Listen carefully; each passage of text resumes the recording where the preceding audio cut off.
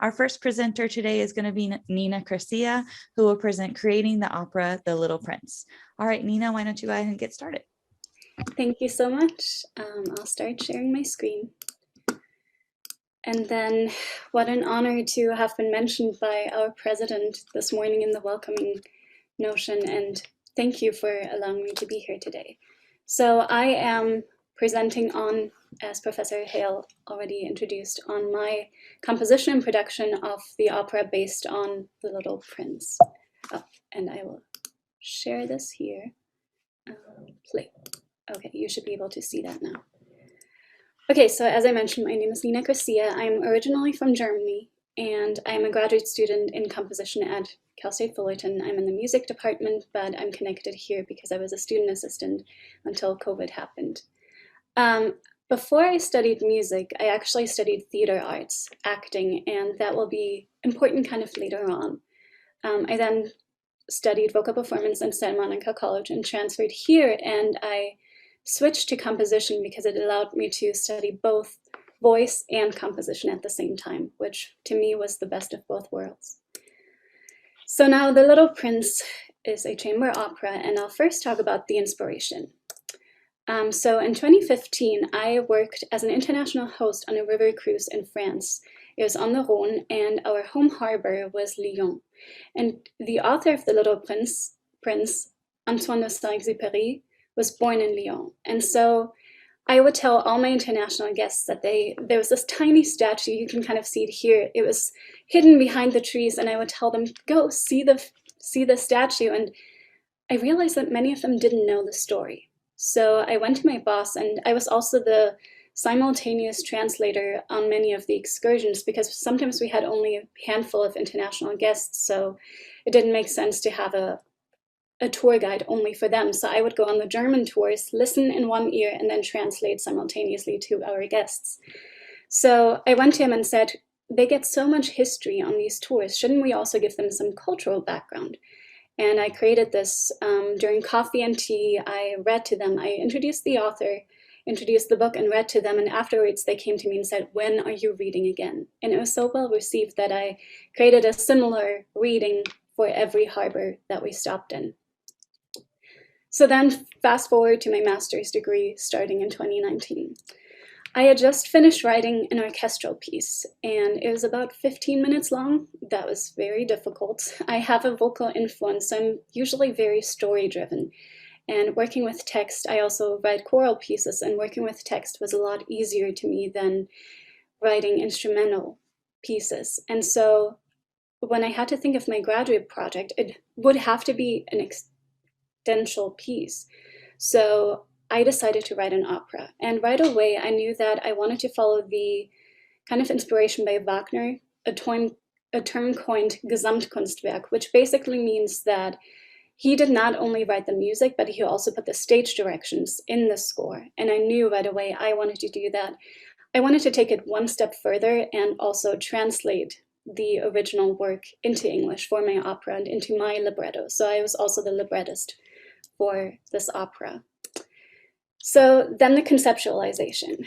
First of all, I read, reread, and reread the book many times. It's luckily a very short book, so that lended itself well. And I made lists of characters, places, and themes, really dissected the book and organized it by content to know when does the book talk about the rose, when does it talk about the fox, to really organize everything.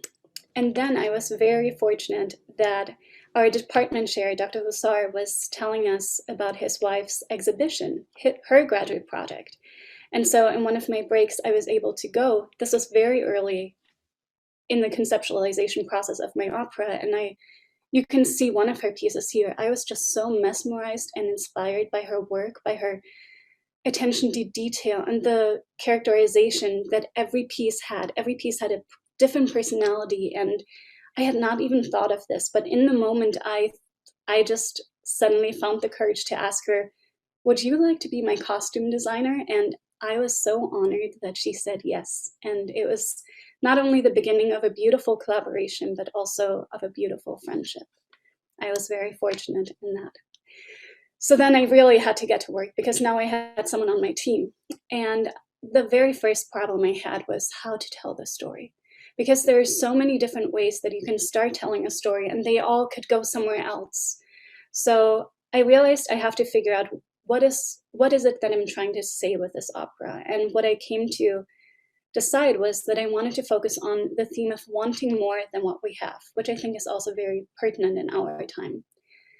And I wanted to tie that into our time with a Greek chorus because, so this is where the theater arts background comes in. Because I studied acting, I also studied theater history. And I knew that back in the Greek choruses, only men were allowed on stage. And a Greek chorus kind of comments on the actions on stage. So I made the conscious decision to only have women represented in my choir to kind of reverse that. And then I knew that I wanted to focus on the relationship between the little prince and the rose. And the opera would be his journey of coming to realize what she really meant to him, and that what he is looking for, he already had in her. So then on the left, you can see I then decided, okay, these are my characters. I had to go through the book and leave out some of the characters that were not really adding to the story because it would take too much time. And for example, there was also, when the little prince travels to different planets, there's one person that's a drunkard. And I decided very early on that I wanted this to be accessible also for children, if they wanted to see an opera that would be accessible to them. And I made the decision that I did not want to have that character in the opera, in my retelling of it. And then on the right side, you can see I had no idea how to write an opera. How do you start writing an opera? So I did a lot of research right from the start. I studied orchestration, books, theory. I tried to find out, how can I write my opera? How is this possible? So then I had my storyboard. I decided I wanted to have a prologue and 3 acts. And the 3 acts was kind of inspired by Dido and Aeneas by Henry Purcell, because it's a 1-hour opera, and I knew that that was what I was aiming for. And I also decided to tell it chronological. So the prologue is where the little prince meets the rose, and he is first mesmerized by her and then decides to leave. And then his journey begins. Act 1, he travels to all the other planets, meets those characters in a live performance that would be an intermission at this point. And then it's also spatially separated because Act 2 and 3 are then on Earth. In Act 2, he meets the fox, and this is also where the climax happens. So I was also following the dramatic arch of storytelling, of theater plays, where the climax happens when he finds a rose garden. And his rose had told him that she was the only rose in the world, and he was devastated because she lied to him. And it is the fox that kind of plants the seed of him realizing, no, your rose is unique. She may not be the only rose in the world, but she is unique for all the time you have spent on her. And then in Act 3, it kind of rounds out the story where the little prince decides to go back to his rose, that he should have never left her. She is fending for herself with 4 thorns that she is so proud of and that do nothing to protect her. And here he meets the aviator, who kind of becomes his last friend on Earth and sends him off on his way.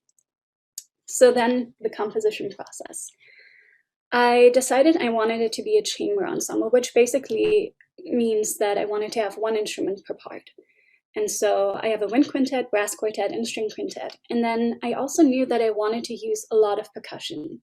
Percussion is a very unique family in music, in the instrument world, because you have pitched percussion, like marimba, and unpitched percussion, like drums. And so the percussion instruments themselves can create such a vast variety of music.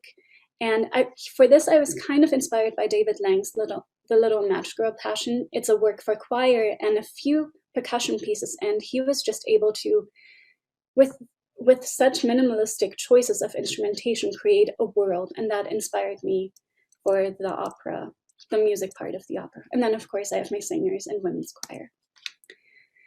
So then I just began the compositional process. This is what the score looks like, the opening, and then on the right side, what I wanted to show with this picture is that my writing is very text-driven. So I try to stay as close as possible to how you would actually say it. So here, for example, you can see every day from baobab seeds that could destroy it. I was trying to make it very declamatory and close to how you would actually say it, so that it feels like someone could say or sing these words. And then here's a little example I should preface this by saying that, so I first wrote the Rose theme because the Rose was going to be so important, even though she's only in the prologue, really, actively. It's that theme that will always come back when the little prince thinks of her or starts to realize what she means to him. So this was the very first theme that I wrote.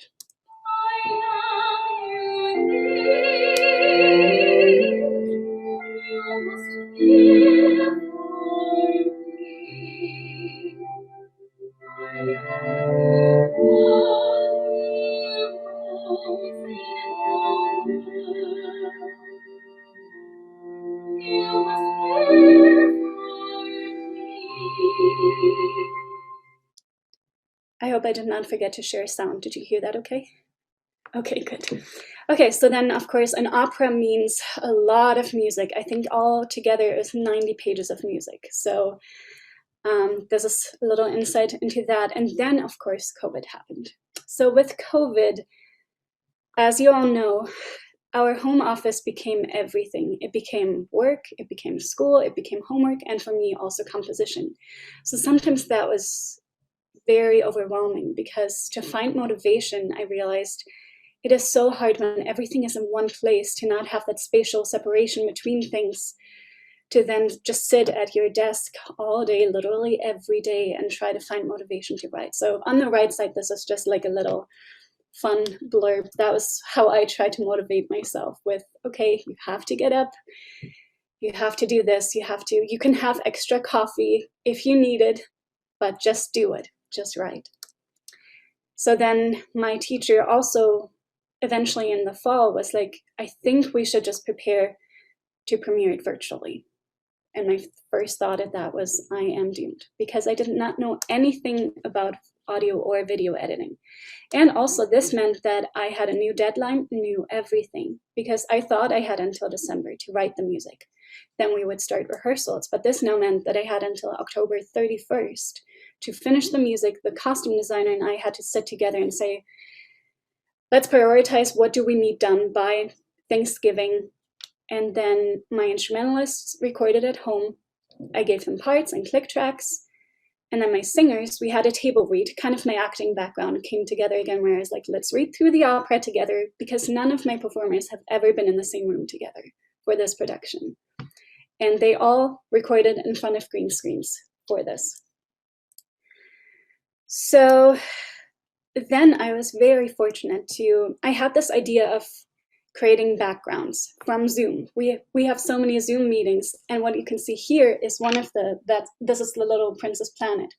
I met with Melinda Alcala. She was of the Pencil Club, and I really liked her work. And she said, you know, I can find other people, but I'm really interested in this product. And I said, would you want to be my illustrator? I don't need anybody else. If you feel like this is something you can take on, I would love to give this to you.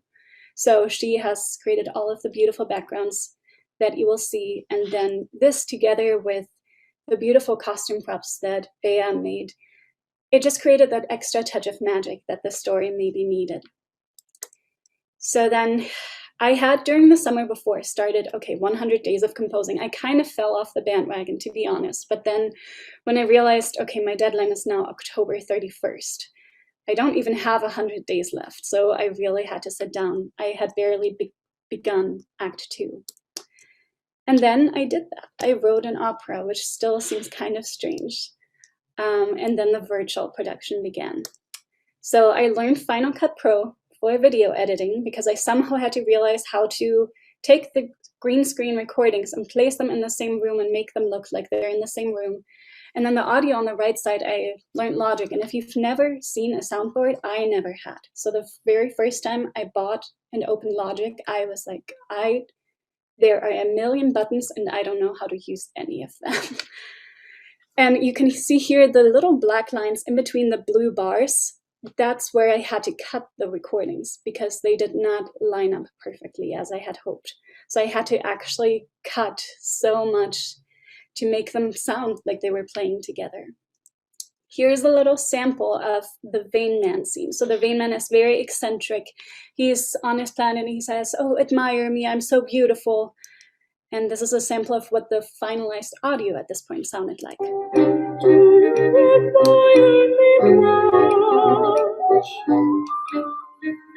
What does that mean?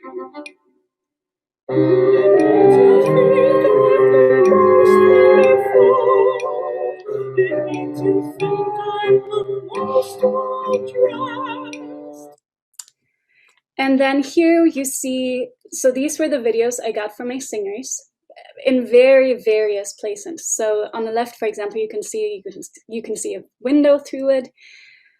I had to go in and edit all of those green.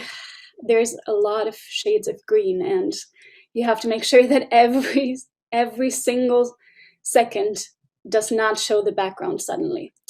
So then this is what it looks like in the next phase, where I then edit captions, and you can see here the backdrop is in, so then there you can't see the green screen anymore. And this is a short little sample. I see I have 2 minutes, good. Okay, so here's a little scene.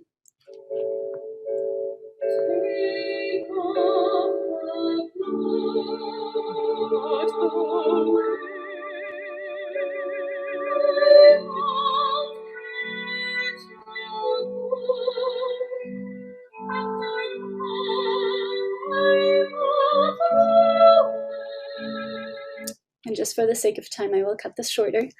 And then last but not least, I am very close to being done. I have the rough draft done, which allowed me to make this trailer.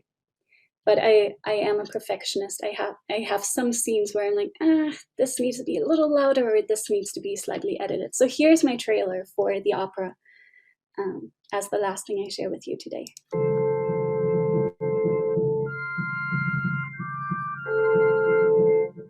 Is it time for breakfast?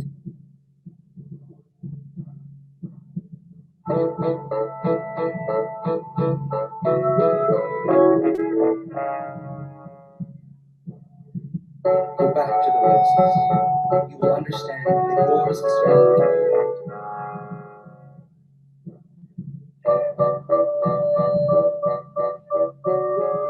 We shall see.